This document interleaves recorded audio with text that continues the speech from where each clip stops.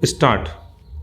बहनों व भाइयों, ग्राम पंचायतों की तरह पंचायत समितियों व जिला परिषदों के सदस्य मतदाताओं द्वारा सीधे चुने जाएंगे। स्टॉप। पंचायती राज के प्रत्येक स्तर पर सभी पदों पर महिलाओं का 1/3 आरक्षण सुनिश्चित किया गया, अर्थात 33% महिला पंच, सरपंच, प्रधान, प्रमुख बन सकेंगे। स्टॉप। अनुसूचित जाति व अनुसूचित जनजाति के लिए भी जनसंख्या के प्रतिशत में पद आरक्षित रहेंगे। स्टॉप। पिछड़ी जाति के हेतु भी राज्य सरकार ने आरक्षण किया है। स्टॉप।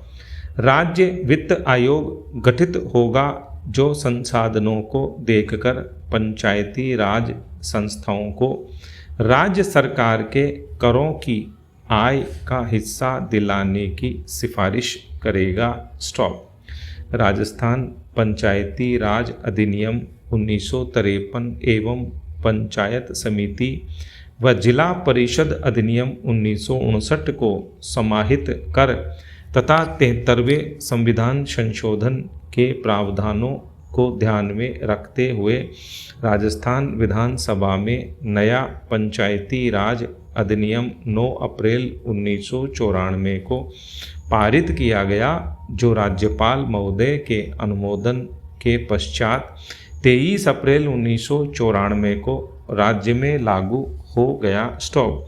हमारे देश विशेषकर राजस्थान में पंचायती राज की आवश्यकता क्यों महसूस की गई? स्टॉप। यह प्रश्न आज हमारे मन में कौंधता है। स्टॉप।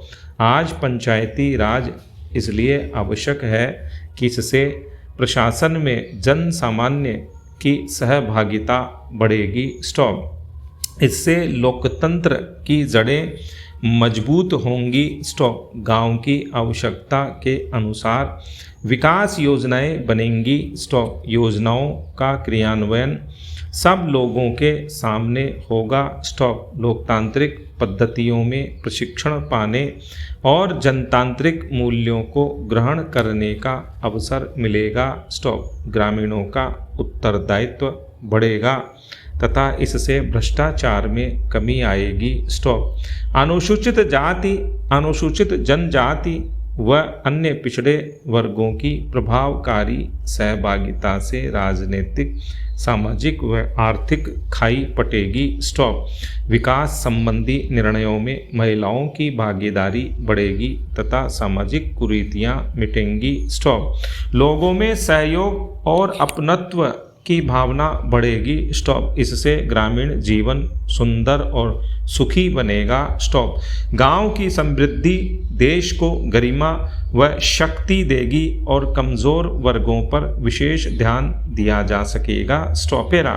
पंचायती राज संस्थाओं में समाज के कमज़ोर वर्गों का, विशेषकर अनुसूचित जाति, अनुसूचित जनजाति, अन्य पिछड़े वर्गों आदि को उचित मात्रा में प्रतिनिधित्व देने में विशेष ध्यान रखना है। स्टॉप। राज्य के पंचायती राज इतिहास में इस बार उपरोक्त वर्गों के जनप्रतिनिधि अधिक मात्रा में निर्वाचित होकर आए हैं। स्टॉप। मैं इन सभी का स्वागत करता हूं और उम्मीद करता हूं कि इससे सभी वर्गों को समान रूप से इन संस्थाओं में भागीदारी मिलेगी, विशेषकर महिलाओं को। स्टॉप।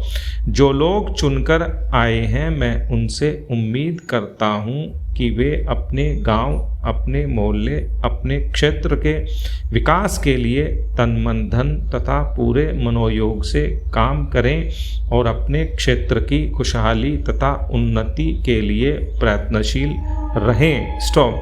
केंद्र सरकार पंचायतों के उत्थान के लिए पूरी तरह से सभी राज्यों को यथाशक्ति मदद देगी। स्टॉप। देश की लगभग 3/4 जनसंख्या गांवों में रहती है, जिनकी आय कम होने के साथ साथ शिक्षा, स्वास्थ्य, पेयजल आदि अन्य आवश्यक सुविधाएं भी उन्हें पर्याप्त मात्रा में उपलब्ध नहीं हैं। स्टॉप।